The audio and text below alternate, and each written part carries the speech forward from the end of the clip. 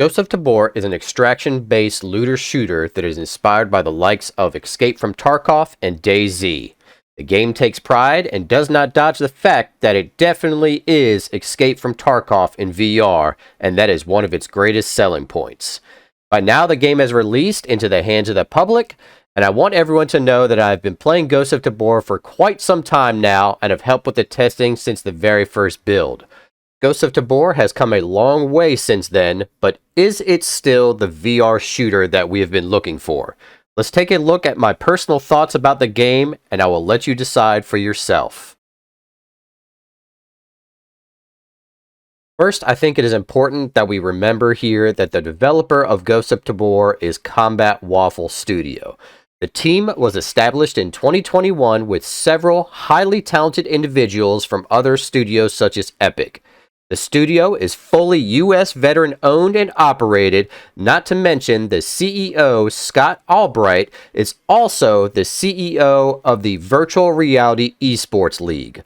Ghost of Tabor has only been in development for about a year at this time of the video, and the team is very dedicated to showing the transparency and taking into consideration the general public's suggestions to improve their game through their Discord.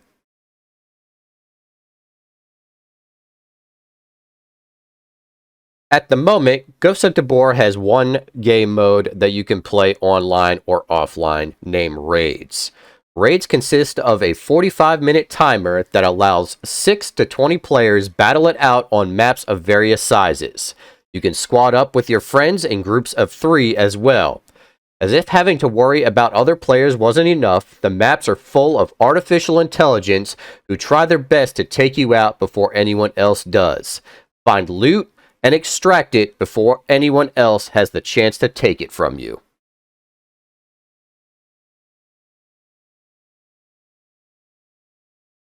At the moment, there are 2 maps for Ghost of Tabor. The first map is the Missile Silo.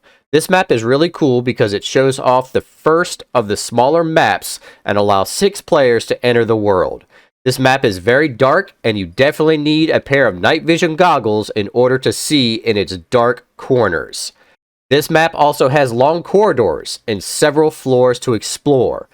Firefights can be really intense because any of the bullets that miss can ricochet off most of the walls here, which you could still take damage from.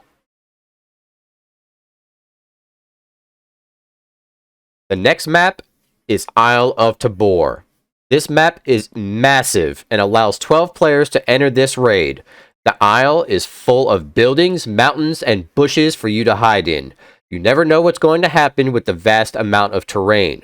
You must be prepared for long-range combat or creep your way through most buildings to avoid any AI or players that are hiding out, waiting to just take your loot from you.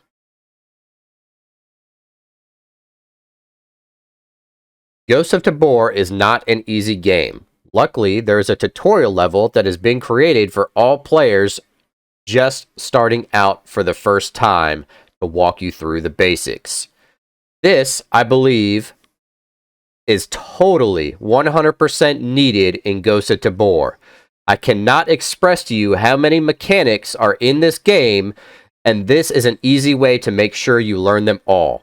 In the tutorial, you will learn about gun mechanics for several weapons, healing and crafting, how to set up your chest rig, weapon attachments, and even how to breach a door by blowing out the door locks.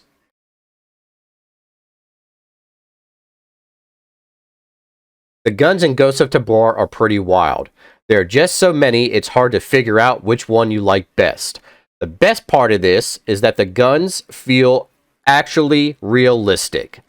The developers have taken pride in firing each one of the weapons and have nailed it as close as humanly possible to getting the feeling to be correct in a virtual world. Remember, this is coming from veterans of several different branches of the military. Some of the guns may feel off to some players because they are simply not used to real-world physics or are used to other games that just don't do it the way it should be. This can be off-putting at first, but once you master each gun the way it was intended, you quickly learn how it works in the real world. Attachments for guns are also super cool. You can customize most of the guns where you want your scope to sit on the rail, and the same applies for foregrips and lasers. It just makes things a bit easier for accessibility, which we really haven't seen in virtual reality yet, and is a fresh breath of air for VR shooter fans.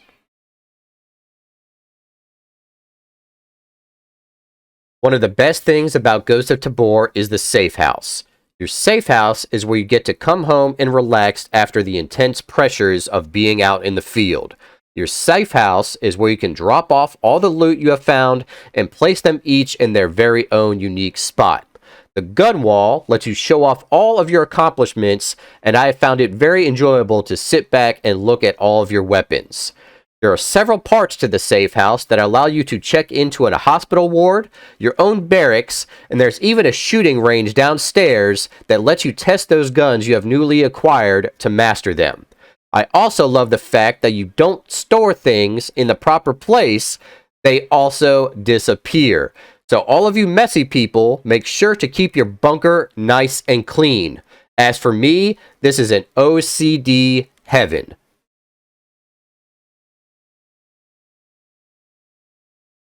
The market is also where you get to earn reputation from various vendors to earn better goods. Each vendor is uniquely designed and offers items that some vendors don't.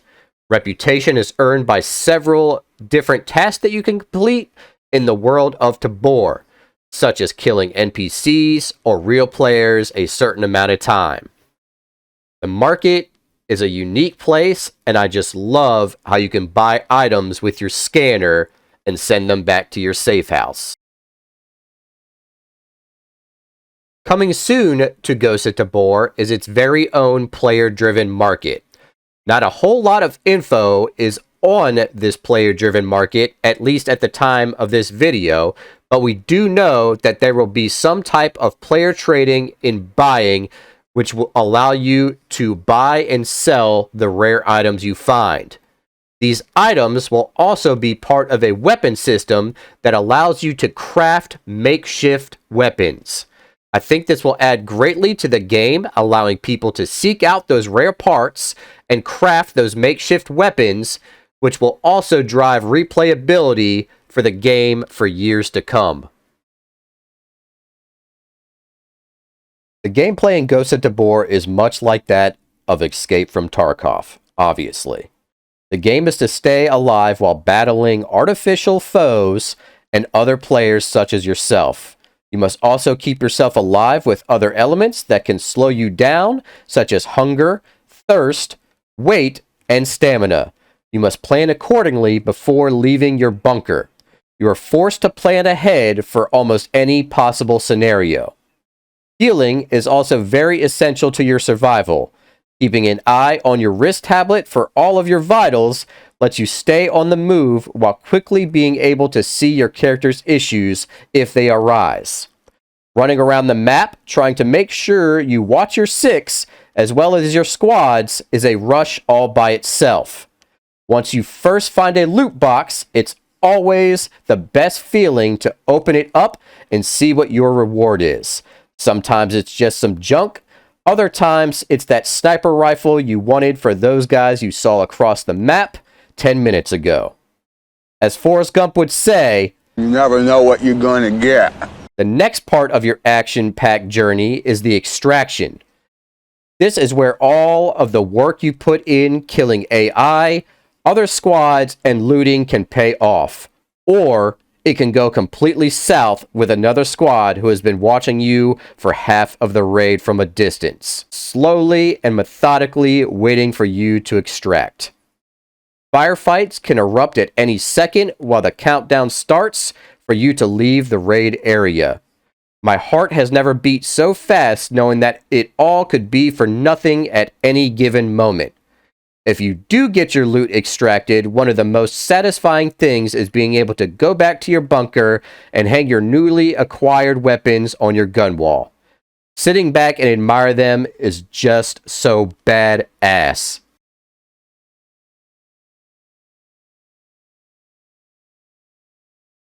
Now we come to the part of Ghost of Tabor that nobody ever wants to talk about.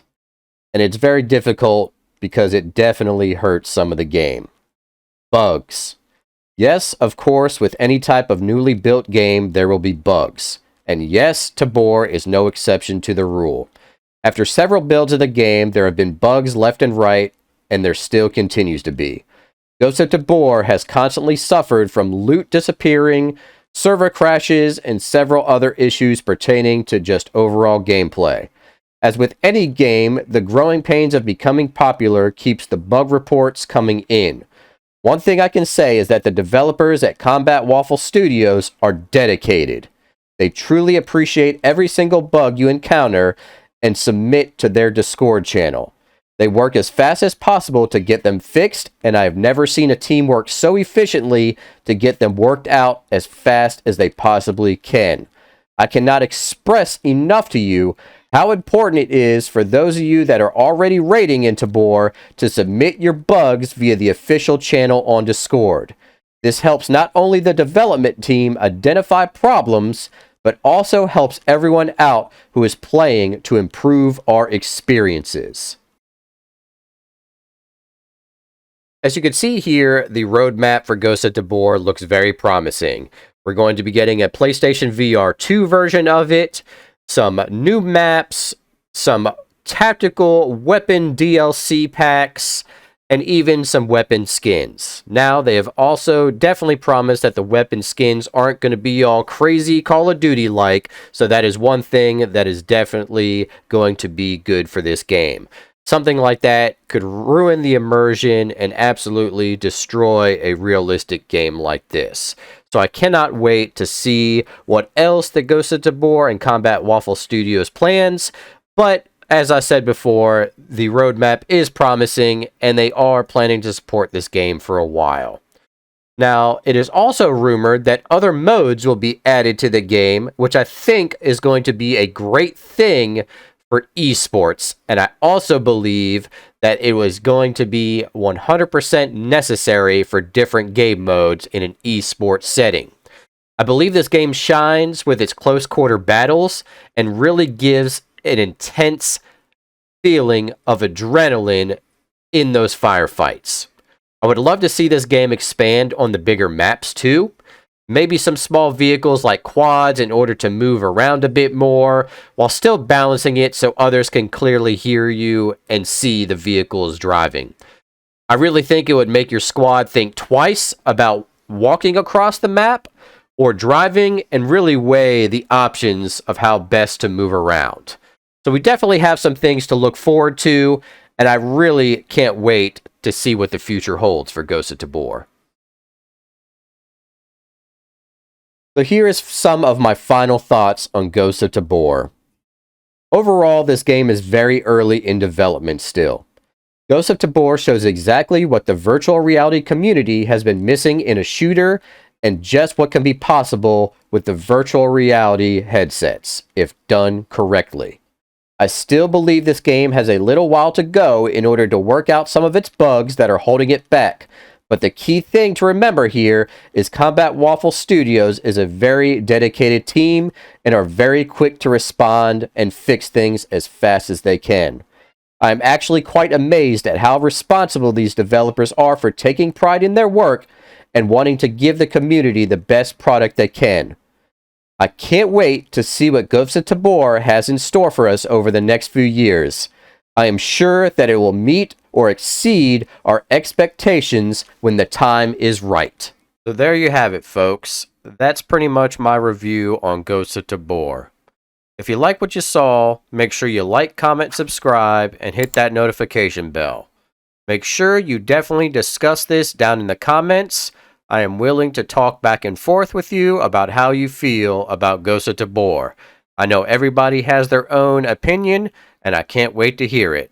We will see you in Tabor.